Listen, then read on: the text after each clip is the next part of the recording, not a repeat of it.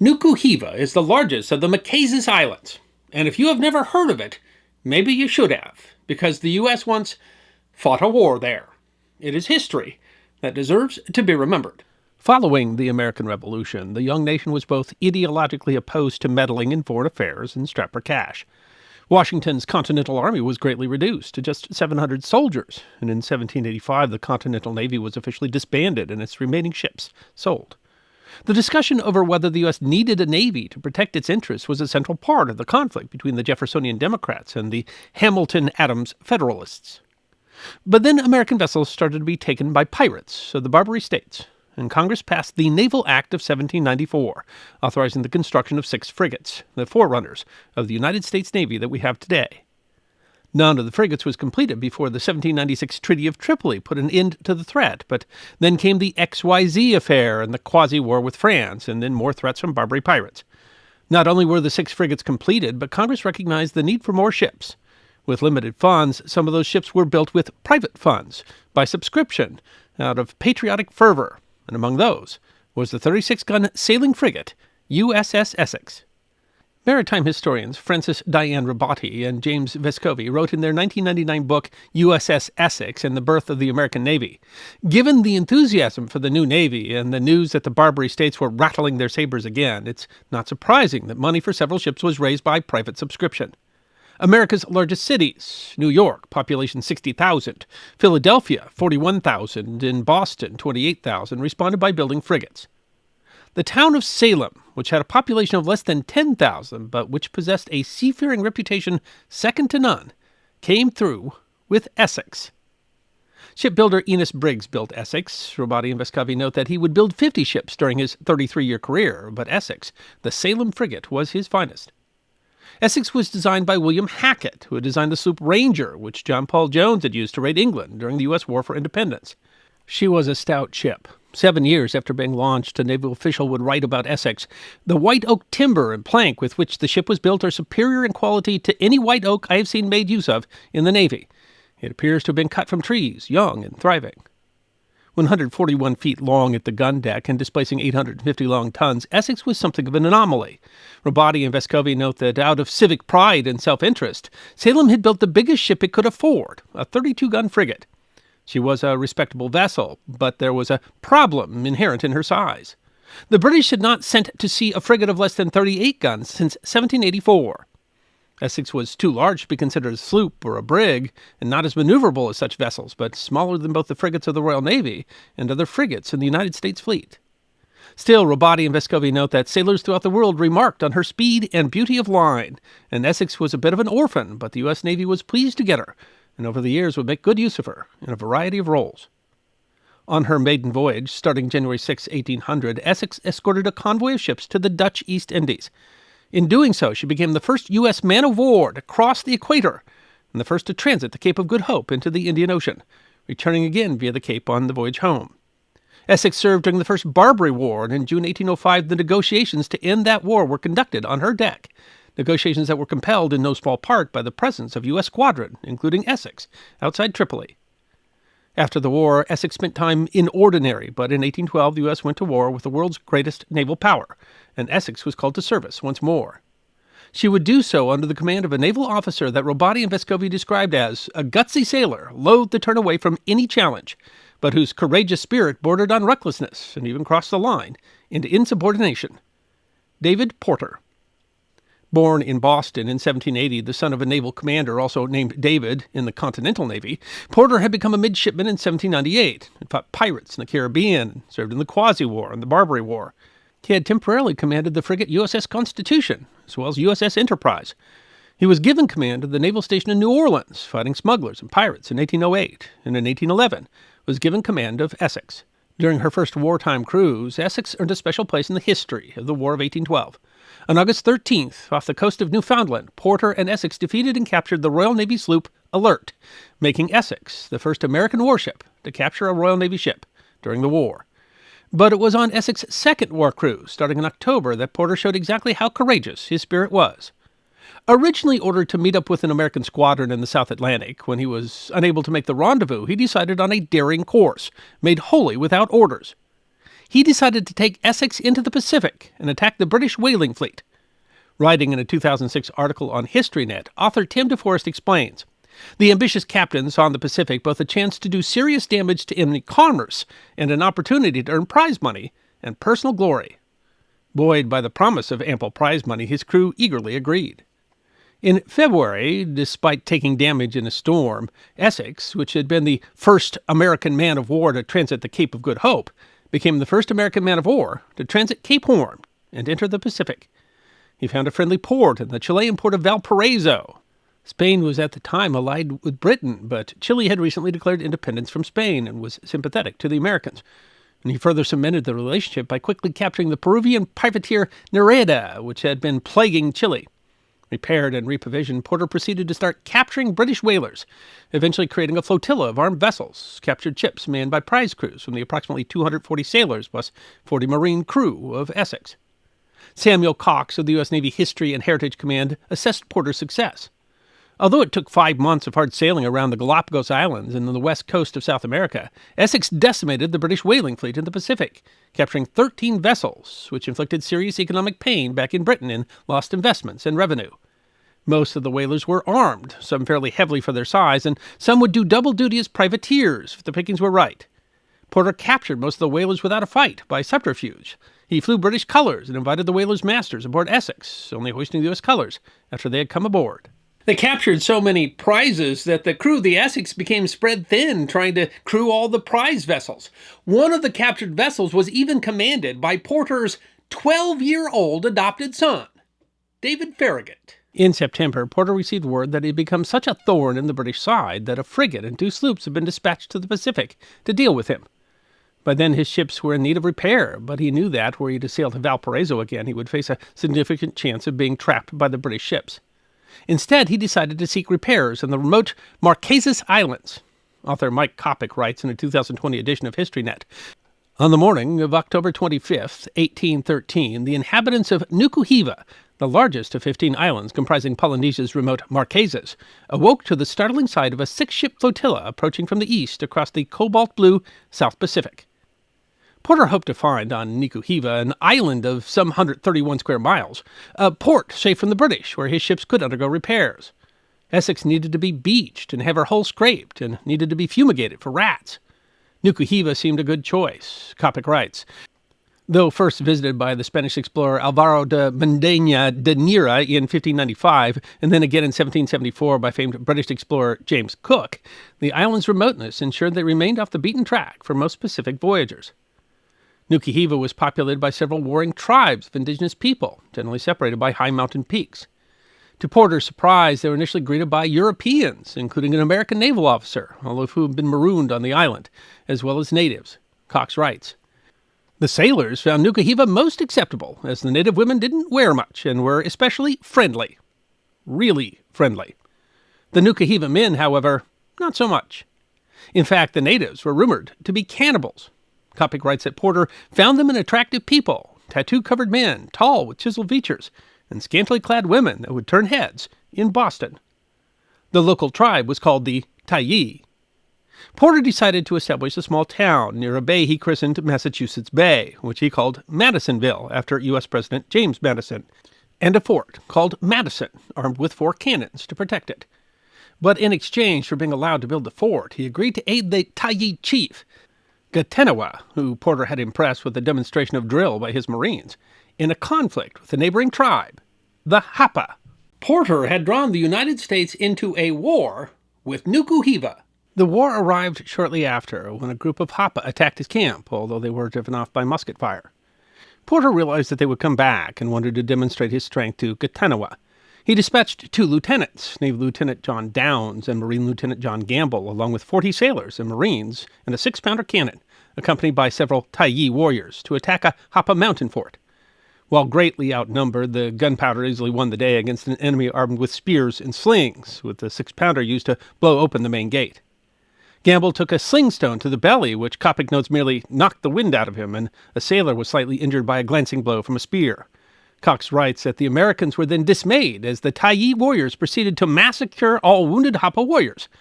U.S. reports did note, though, that there was no cannibalism, but the Tyee used hapa bones to make necklaces and fan handles. The hapa quickly sued for peace and agreed to pay a tribute to help feed Porter's men, followed by several other local tribes. Porter was also pleased to find out that the natives used whale teeth as currency, helpful given that his was a largely captured whaling fleet. The natives supplied food and helped to scrape the hull of Essex. However, Porter was still outnumbered and needed to stay in Gatineau's good graces, and thus he was compelled to join another fight, this time against the most powerful tribe on the island, the Tyee.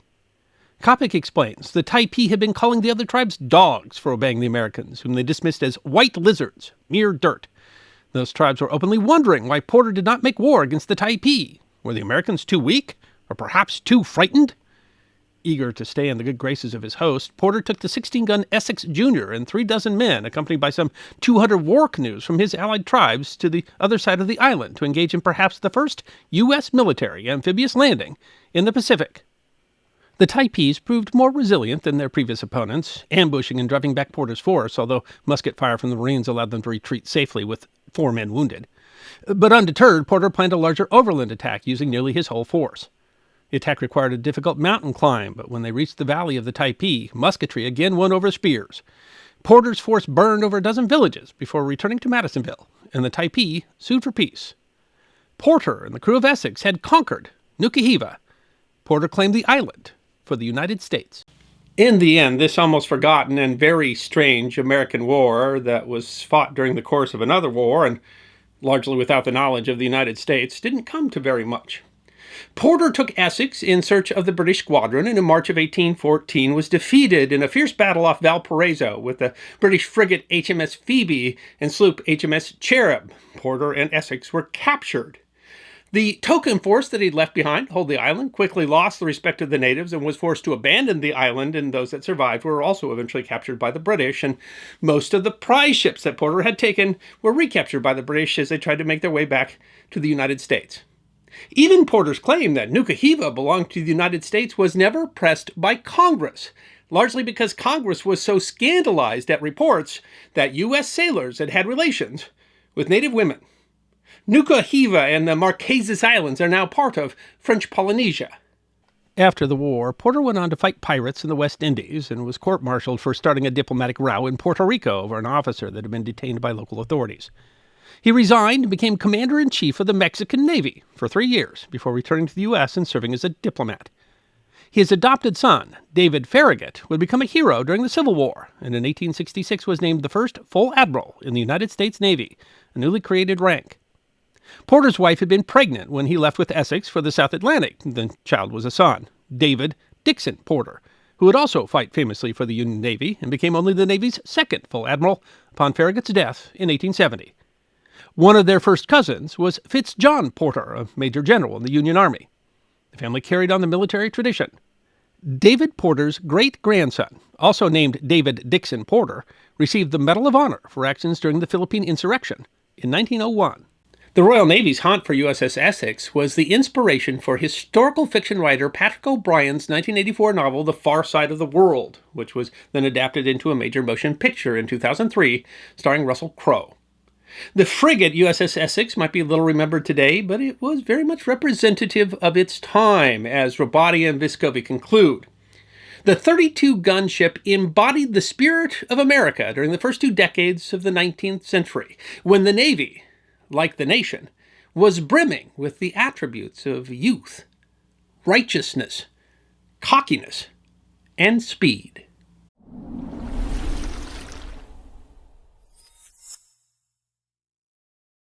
If you don't have any idea where Quallah, Battoo is, that wouldn't be surprising for most people. But in 1832, President Andrew Jackson decided that it was very important that the people of Quallah, Battoo know exactly who America was. And the result was one of the United States Navy's least known military adventures, when sailors and Marines were literally sent around the world to fight pirates on the island of Sumatra.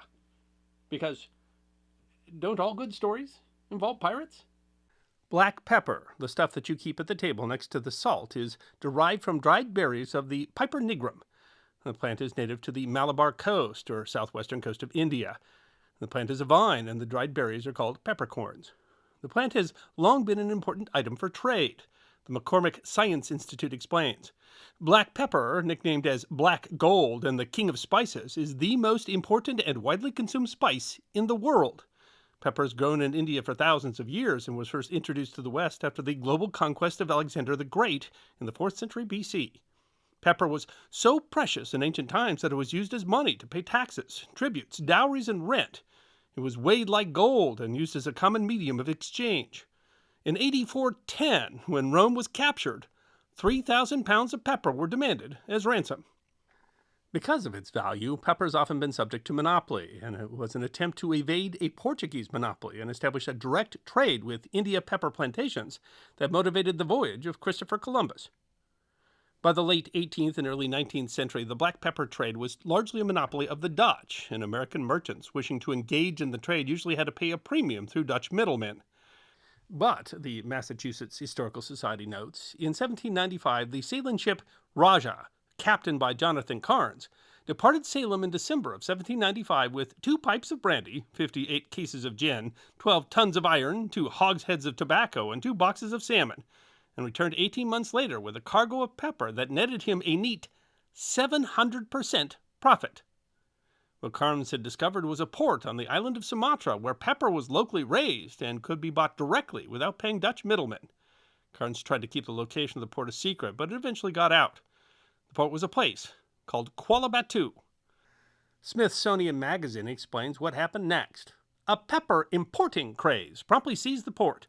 No wonder one Malay trader, taking in the sight of so many Salem ships riding at anchor off a Sumatran coast sometime around 1800, observed, "Salem must be a great country."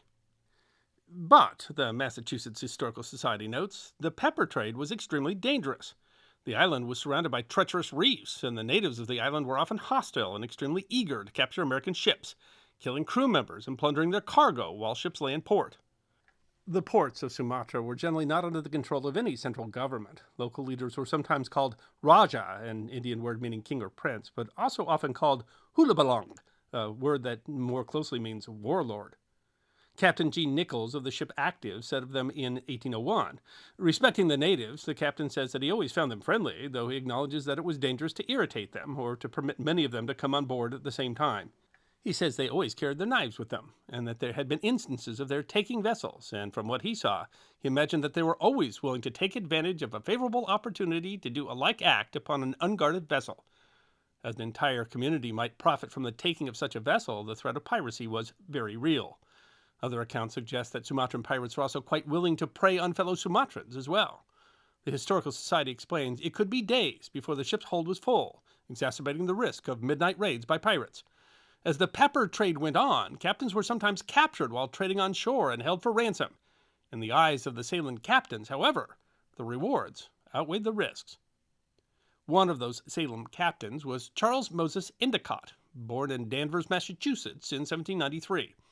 In 1831, Endicott was captain of the Salem merchantman Friendship, a vessel of 366 tons burthen, built in 1815.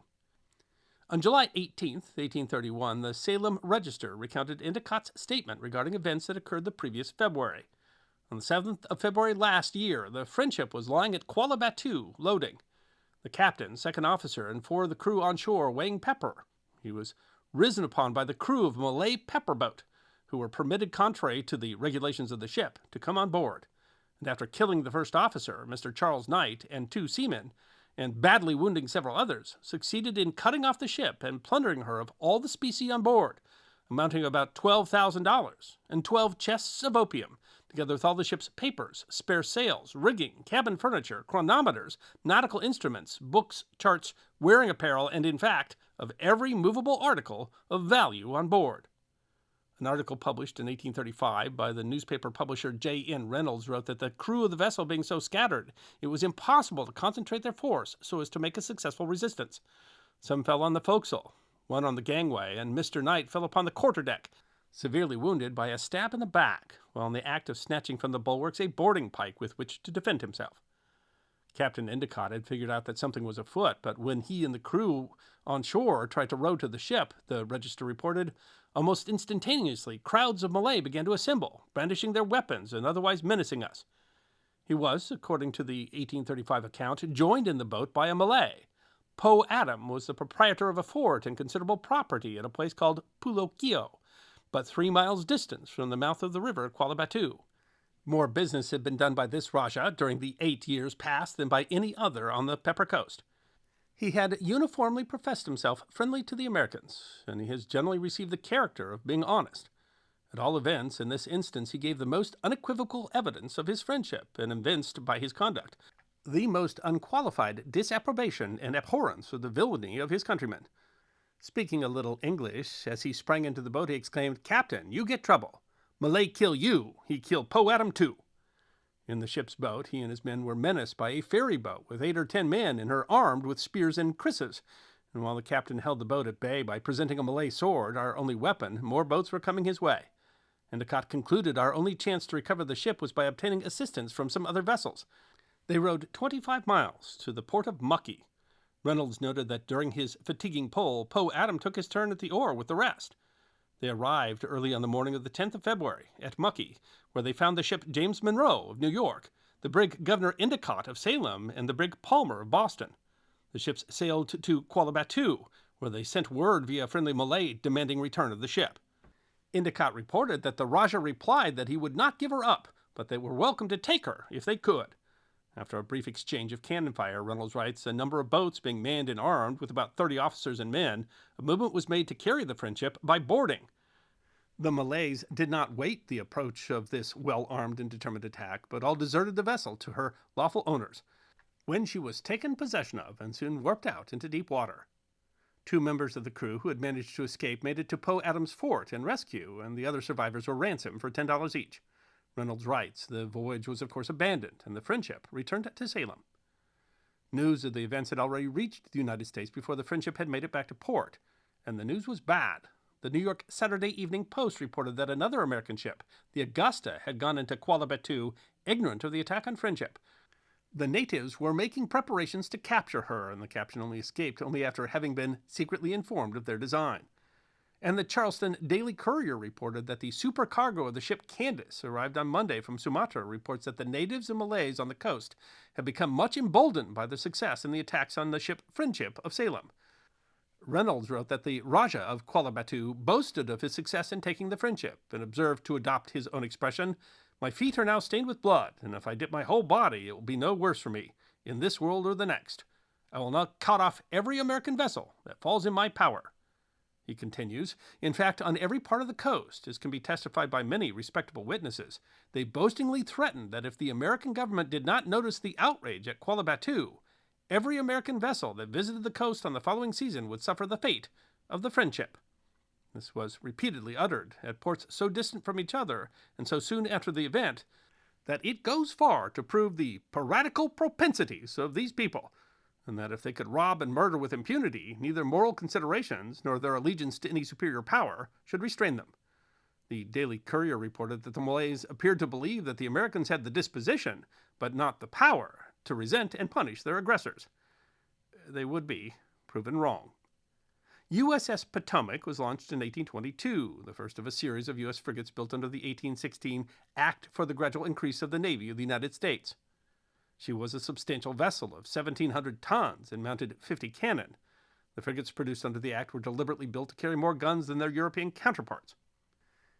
In June of 1831, the ship had been ordered to take the new U.S. minister to the United Kingdom, Martin Van Buren, to London, and then proceed to round the Cape Horn to the Pacific, for the protection of American commerce and sustaining the honor of the American flag. Plans changed, however, Reynolds writes. Information was received in the United States of the piratical attack which had been made upon the ship Friendship of Salem on the coast of Sumatra. The public were unanimous in calling for a redress of such an atrocious grievance, and the Potomac was now designated by government to perform that service instead of proceeding directly to her original destination. The route of the frigate to her station in the Pacific, as contemplated in the previous instructions, was therefore immediately changed, that measures might be promptly and effectually taken to punish so outrageous an act of piracy. Mr. Van Buren having, for this purpose, magnanimously relinquished his purpose of taking passage in the frigate, as the landing him in England would delay her arrival at the scene of this perfidious act. The future president would have to wait until August to sail to his post at the court of St. James. The Potomac, a modern warship of 50 guns under the command of Commodore John Downes, recently appointed to command the U.S. Pacific Squadron, was off to prove that the U.S. did, in fact, have the power to punish their aggressors. Downes' orders were essentially to find those responsible for the attack on the Friendship and punish them and demand restitution for the damages. Marine Lieutenant R.F. Daly wrote in the 1953 edition of the Proceedings of the United States Naval Institute Press that the diplomacy of Commodore Downes was intended to be the result of these carefully worded instructions. And this was a problem. As Daly writes, Downes was not a trained diplomat. And as many have seen from a study of the nature of Malays, their customs, laws, and systems of government, a diplomatic solution was unlikely. Downes seems to have agreed. When he arrived at Quallah, Battoo, the Potomac was disguised as a merchant vessel so as not to alert the natives and allow them to flee outside the range of his guns. That night, Downes then sent a large raiding party armed with a 6-pounder cannon named Betsy Baker. Reynolds wrote patriotically, "While this little force stood thus under arms on the beach before receiving orders to advance, what an interesting spectacle must they have presented to an American eye! Who could behold, without feelings of the deepest interest, so small a body of men, thus paraded on foreign and hostile shore, armed and eager to march whithersoever led, in the stern demand for justice, on account of wrong suffered by their unoffending and unprotected countrymen?" In fact, the little force, some 282 Marines and sailors, had far superior weaponry, and 4 of the 5 forts defending the town were captured and their guns and powder destroyed, for a loss of only 2 Americans killed. Downes then brought in the Potomac and bombarded the village until someone hoisted a white flag. Downes reported, "While lying here, a flag of truce has been sent up from Quallah, Battoo, and I was informed by the bearer of the same that a great many had been killed on shore, and that all of the property had been destroyed. He begged that I would grant them peace. I stated to him that I had been sent to demand restitution of the property taken from the Friendship, and to insist on the punishment of those persons who were concerned in the outrage committed on the individuals of that ship. Finding it impossible to effect either object, I said to him that I was satisfied with what had already been done." Daly calls the result a failure, noting that of the $40,000 loss reported to the Secretary of the Navy by the Friendship's owners, only the ship's medicine chest was recovered and returned to Salem. The actual murderers that participated in the Friendship incident were never apprehended, though the Potomac's attack may have taken the lives of some of them. But Downes also reported, "I at the same time assured him that if forbearance should not be exercised hereafter from committing piracies and murders upon American citizens, other ships of war would be dispatched to inflict upon them further punishment." Downes received some criticism from the American press for his heavy-handedness, something that his supporter Reynolds took pains to address, but President Jackson supported him, and in general the public response was approving. The National Gazette wrote, "The specimen of chastisement will in all probability be sufficient to repress further attempts of the kind against ships treading to that coast." That might immediately have been the case, as several hulabalangs were quick to promise no attacks on American vessels. But that only held for 6 years. In 1838, the U.S. merchant vessel Eclipse was attacked and its crew killed in the same area, prompting a second punitive expedition. Potomac returned to Boston across the Pacific, making it only the second U.S. naval vessel to circumnavigate the globe. One loser in the fight was Poe Adam, who wrote to a friend in Salem that helping Endicott had earned him the hatred and vengeance of his misguided countrymen who had burned all his property. For being a steadfast friend of Americans, he wrote, "I am not only destitute, but an object of derision." The Sumatran expedition did prove that the U.S. could protect commercial interests anywhere in the world, although it's not clear exactly how much was gained from that. Daly noted that the Malay were shown quite forcibly the might of the United States, and that distance was no deterrent in carrying out a mission of revenge with that might. Retribution for Americans' lives lost, he noted, was accomplished at a rate of 30 Malay killed for every American death.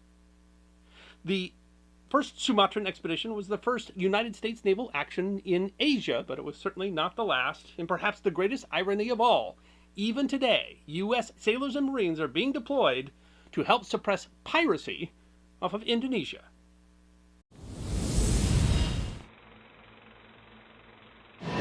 July of 1863 represented a significant turning point in the U.S. Civil War. The surrender of Vicksburg represented final victory in the war in the West and cemented Union control of the Mississippi River, whereas General George Meade's Army of the Potomac, turning back General Robert E. Lee's Army of Northern Virginia at Gettysburg, shifted momentum in the war in the East. Given the importance of and the enormous cost of these battles, it should be no surprise that America has largely forgotten another battle much smaller and yet still very important that was fought that very same month. The July 1863 Battle of the Shimonoseki Straits deserves to be remembered. On March 31st, 1854, the United States and the Japanese Tokugawa shogunate signed the Convention of Kanagawa. The treaty opened 2 Japanese ports to U.S. trade, guaranteed the safety of American sailors who were cast away on Japanese shores, and established a U.S. consul in Japan. The treaty represented a significant easing in the more than 2-century-old isolationist policy by the shogunate that severely restricted foreign trade with Japan. The treaty then led to further treaties between the shogunate and other European powers, ushering in what was called the Open Door Era. But the treaty was not some amicable agreement, but rather the result of a threat by U.S. Navy Commodore Matthew C. Perry.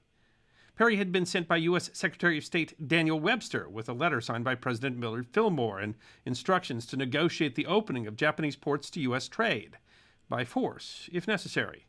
In a classic example of gunboat diplomacy, Perry, having learned from previous failed attempts, brought a substantial and modern fleet. His warships, which the Japanese called the Black Ships, were the first steam warships the Japanese had encountered. When the treaty was finally signed, after the United States Navy History and Heritage Command explains 3 weeks of massive gift exchanging, it was, despite appearances of cordiality, signed under the clear threat of bombardment. In fact, Perry had at one point bluffed that he would bring a fleet of 100 vessels to attack the shogunate capital of Edo, although there weren't 100 ships in the entire U.S. Navy at the time. However, despite all the bowing, exchanges, and extravagant gifts and signing of papers, the Naval History and Heritage Command notes, the contact with Perry in the U.S. resulted in major upheaval and dissension within Japan. While Perry's mission was seen as a success, it had sowed the seeds of future conflict. Not only were substantial elements of Japanese society opposed to foreigners and the open-door policy, but Perry's action had demonstrated the weakness of the shogunate, emboldening warlords or daimyo within the shogunate. Perhaps most notably, the policy was opposed by the emperor, Komei, who broke with centuries of tradition and became openly involved in politics. In March 1863, he issued the Order to Expel Barbarians, declaring that all foreigners should leave Japan by June 25th. Owing to increasing violence against foreigners, U.S. Consul Robert Pruin moved the consulate from Edo to Yokohama, as the shogunate was proving largely unable to control the situation. But there was little the U.S. could do to enforce the treaty. With the outbreak of the Civil War, the U.S. fleet had been removed from the Far East. Its ships needed to enforce the blockade of the Confederacy. But then came USS Alabama. Built in a shipyard in Birkenhead and outfitted with its armament in the Azores, the sloop of war USS Alabama was one of the most successful and certainly the most famous of the Confederate commerce raiders. Raiding across the Atlantic and Indian Oceans, the Alabama evaded pursuit by Union warships and eventually sank or burned 65 Union vessels. Quickly, the ship's reputation spread, and rumors came that the Confederate raider had made its way all the way to the Pacific, where it could be threatening the U.S. whaling fleet. As a response, in June of 1862, U.S. Secretary of the Navy Gideon Welles contacted the U.S. Naval Shipyard at Mare Island near San Francisco, where the sloop USS Wyoming was undergoing repairs. Built at the Philadelphia Naval Yard and commissioned in October of 1859, Wyoming was a screw sloop, displacing 1,457 long tons. The sloop was named after the industrial Wyoming Valley in Pennsylvania, as the territory of Wyoming did not yet exist.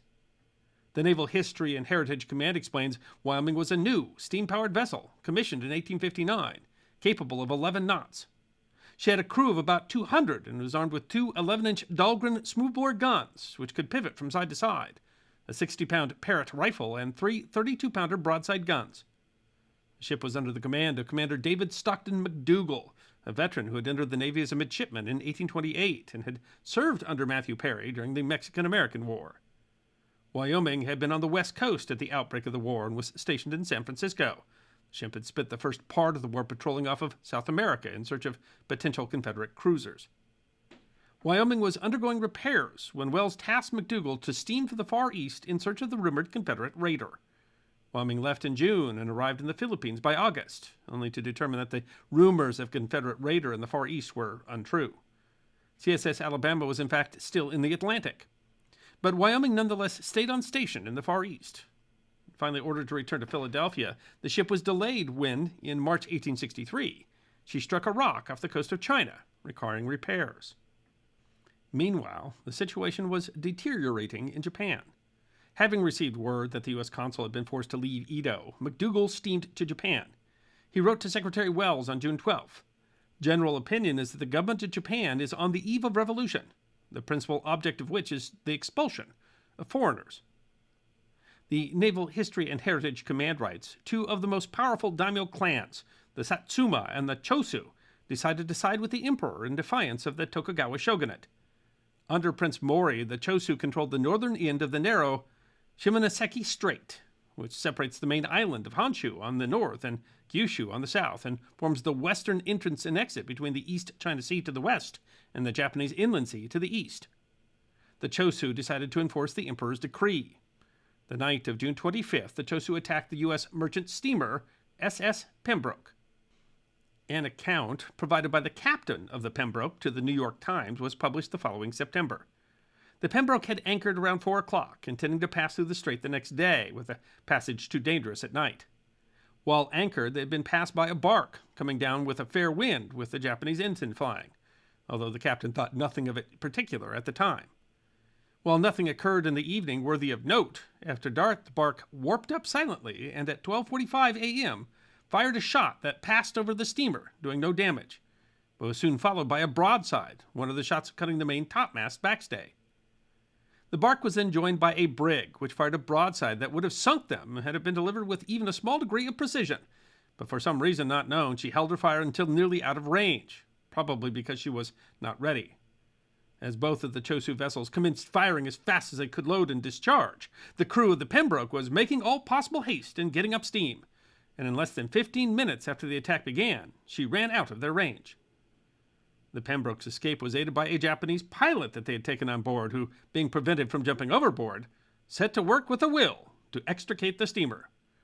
Thus, the New York Times correspondent wrote, "Our flag was the first to be insulted by the Japanese. A few moments longer delay in getting up steam," the correspondent noted with disgust, "and in all probability we should never have been the wiser as to what happened to the Pembroke, and all would have put her down as lost at sea, as the Japanese would never have announced her destruction more than a band of pirates."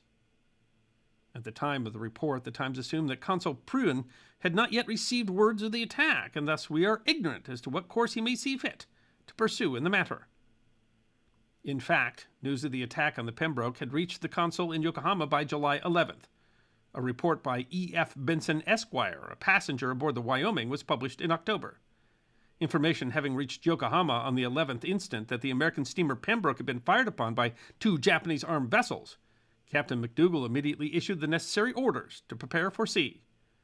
The Naval History and Heritage Command writes, Pruen, with McDougall present, delivered a diplomatic protest to the Tokugawa Minister of Foreign Affairs, who begged for more time to deal with the situation. It appeared to the Americans that the Tokugawa either could not or wouldn't control the Chosu. Although Wyoming was under orders to return to the States, McDougall informed Pruen that Wyoming would depart immediately for the Shimonoseki Strait to take action, and Pruen agreed. No need to wait for Washington. Meanwhile, the Chosu had continued attacks on other foreign vessels. In response, the Naval History and Heritage Command notes, the British, French, and Dutch were gearing up for a coordinated response, but Wyoming got there first. McDougall faced an interesting problem attacking the Chosu at Shimonoseki. The Chosu had armed fortifications, but they were armed mostly with outdated cannon. But their most modern cannon, 5 8-inch Dahlgren smoothbore guns, had been provided to them as gifts by the United States. Moreover, they had 3 armed vessels, including the 2 that had attacked the Pembroke, all of which were American-built and had been sold to them. The Naval History and Heritage Command writes that at 9 o'clock, 16 July 1863, the crew went to general quarters, with the pivot guns loaded and cleared for action, although the guns were kept under tarps in an attempt to give the ship an appearance of being a merchant. Wyoming entered the channel at 10:45, at which point Japanese signal guns ashore fire. Wyoming then hoisted her colors. Benson reported that, rounding the point at the southern side of the entrance, a bark, brig, and steamer were discovered lying at anchor close to the north shore. We now steered directly for the vessels when a battery of 3 guns near the northern shore opened fire on us, cutting up the rigging between the main and mizzen mast. Captain McDougall gave orders to run between the steamer and the brig. As we got abreast of the bark, she opened a broadside fire from 3 guns. In less than 2 minutes, we were abreast of the brig and received her fire from 4 brass 32-pounders.